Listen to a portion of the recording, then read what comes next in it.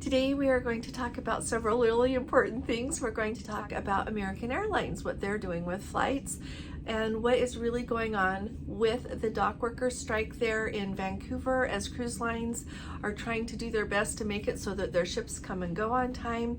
We're going to tell you what we did today, and we are coming to you from the beautiful Island Princess. So let's go ahead and get started.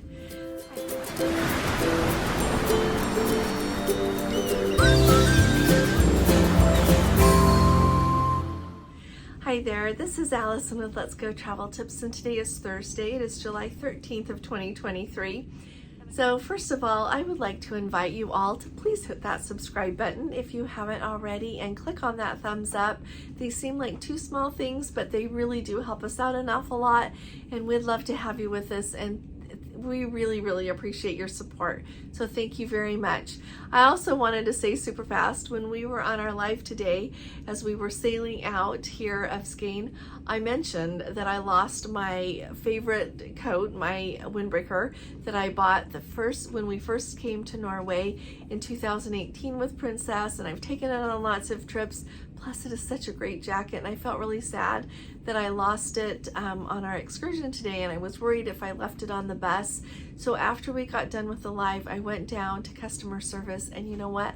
They had my jacket, which is to me a miracle. It's the hand of the Lord in my life. I just wanted to tell you I am really grateful to have my jacket back, and I am really grateful to whoever saw it. It probably, I'm guessing, I either left it on the bus or else I dropped it once I got off the bus. I'm really grateful to whoever took the time to pick it up and turn it in so that I could have it back. So just wanted to share that with you. Also got a really sad update for you for Brilliance of the Seas, a Royal Caribbean ship sailing from Vancouver. So let's go ahead and let's get the sad news out of the way first. But I want to share it with you because I think that it's really important for us to offer our thoughts and prayers, and just be aware to the families, and also be aware of what can happen when you go on a cruise. So first of all, I told you a day or two ago that the Brilliance of the Seas was late leaving from Vancouver, got out under the Lionsgate Bridge, and then had to turn around and come back to bring a passenger back for medical emergency.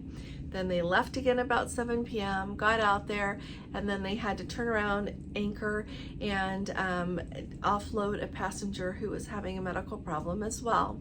Well, it turns out that when they got to Sitka, they actually had to disembark a couple of passengers, and this is from our Let's Go family member, Carrie, who was in touch with people on this ship, on this cruise.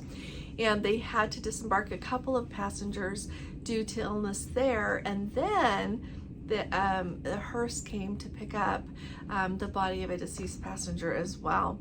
So that has got to just be really hard on everyone who has been on that cruise. They have, of course, there's no announcement of a large, widespread sickness. I think it just happened that this cruise has had several people on board that have had medical emergencies. So truly, keep these families in your thoughts and prayers, and be aware that sometimes when we go on a cruise, things happen that we really weren't expecting. To me, it's a really good reminder to always have good insurance and good travel insurance to take care of things when things happen unexpectedly, and then just be ready, because they ended up having to miss their sailing into Tracy Arm Fjord because of all the extra time that was taken up taking care of people. So that's that situation. And then we have got a Let's Go family member who actually used to be one of the workers there at the pier there in Vancouver. And so he said he was so gracious the other day when I shared with you, and it was printed right on the Holland America announcement that the passengers received on board, that their delays were due to that strike. And he says, I don't know that that would be right, because we have a deal that part of it is the cruise lines will not be impacted if we have a strike. So he was kind enough, he called to his friends that still work there, and apparently the reason that there are delays is because a lot of the junior workers, as they call them, are the ones who are doing the work for the cruise lines. And they are good at their job, but they are just learning their job.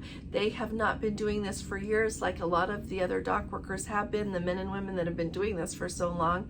So they are going to take a lot longer doing it as they learn the ropes and just get good at their job. And so that is really what is slowing things down. So indirectly, it's from the strike, but it is not the workers trying to cause the problem for the cruise lines. And like I said, sometimes Carrie is sharing with us from Vancouver, some of the ships one will leave on time and another one will be delayed.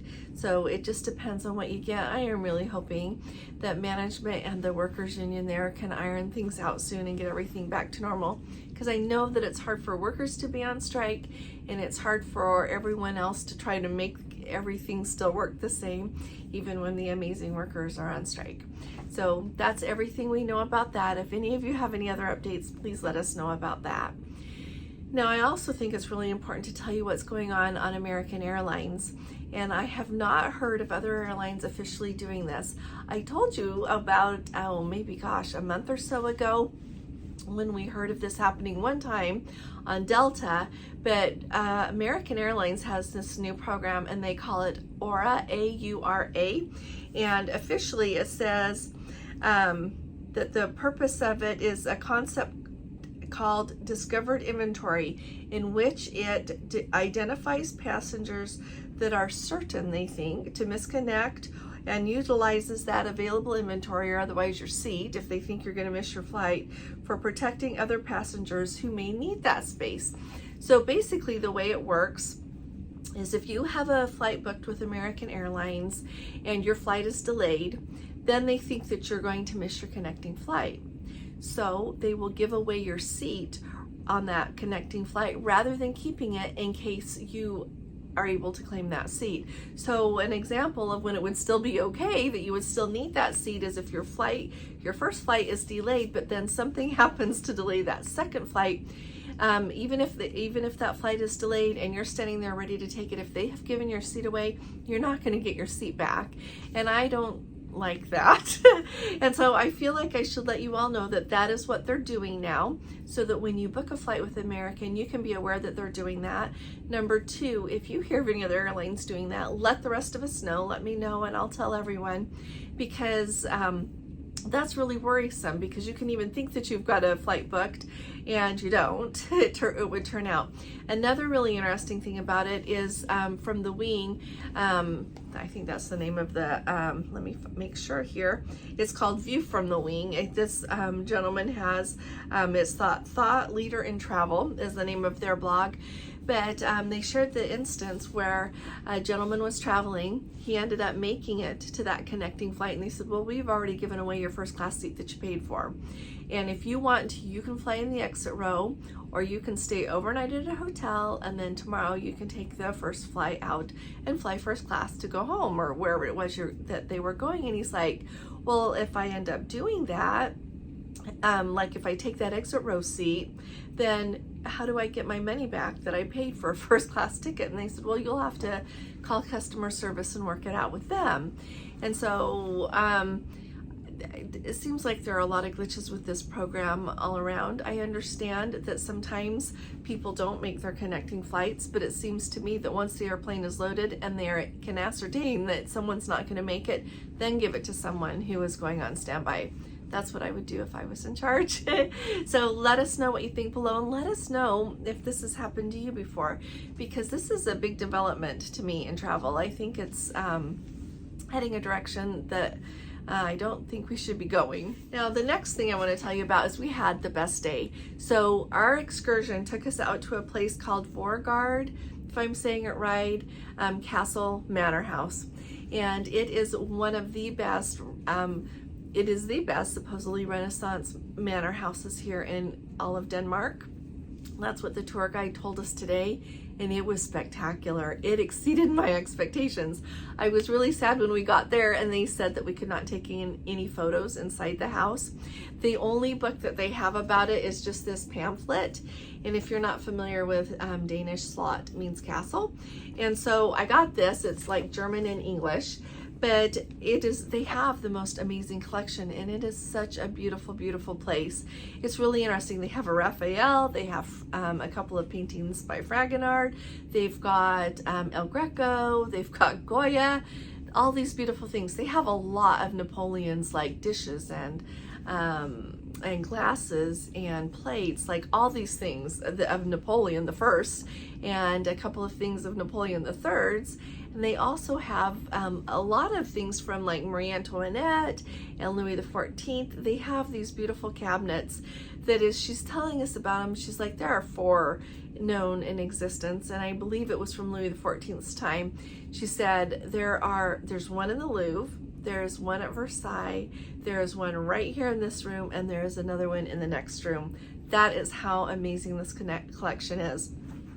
I don't know, I want to interview them and write a book about it. It's really interesting. A couple of the paintings she pointed out, and she's like, yeah, in 2008 those were stolen, but then the police got them back a few years later.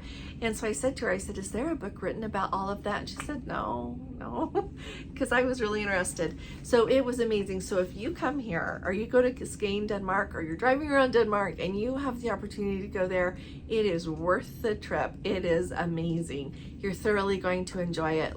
So much history there. It's really, really interesting. They told us all about it. So I thought I would tell you. Well, let me finish the excursion. So we drove there. It took about an hour to drive there from Skagen over to this manor house. And then it was about, 15 minutes maybe, drive over to Saeby. I think it's S-A-E-B-Y. It means by the sea, our tour guide said. And she was a really, really good tour guide.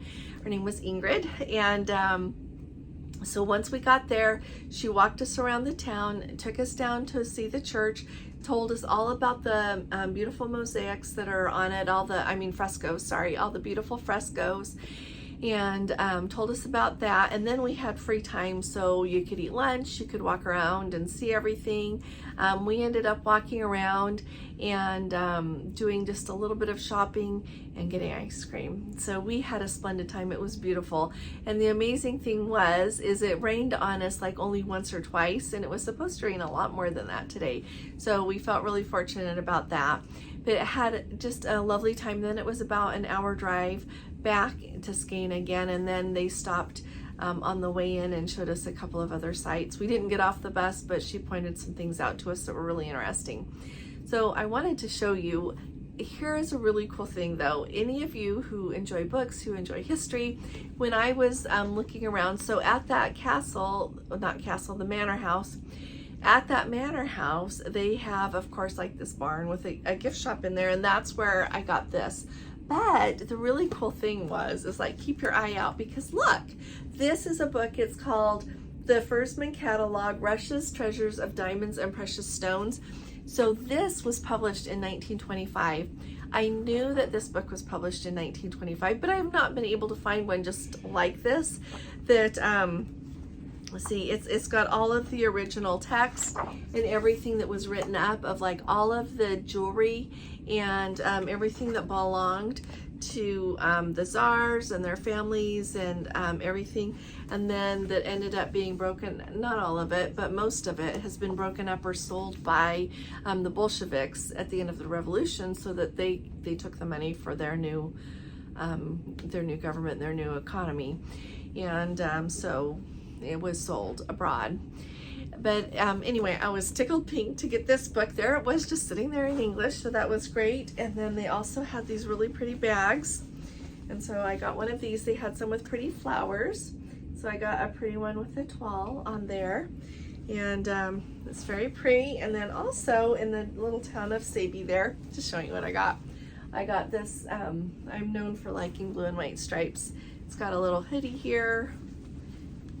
It's just really cute. So just thought I would show you some of the things that you can get there. But we had just a splendid day. When we got back, we got on board, and in no time flat, it was time to sail away. So that pretty much sums up our day. Up to that point, we got to meet several wonderful Let's Go family members. You all always, without fail, exceed my expectations, and I am known for having high expectations. So thank you for being wonderful. Thank you for saying hi to us. Thank you for watching our videos. Thanks for everything that you bring to our Let's Go family. If you have any questions about anything on Princess, anything you want us to find out here while we're on board, please do put it in the comments and we would be delighted to find out. If any of you were wanting help with booking a cruise or doing anything else like that, please do send me an email. Just let's go traveltips@gmail.com, and I am happy to help you even when we're traveling here. It's no problem at all for me to give you a call, reply to your emails, whatever it is you need. So I'll be talking to you all again really soon. You all take really good care. God bless you. Love you. Bye-bye.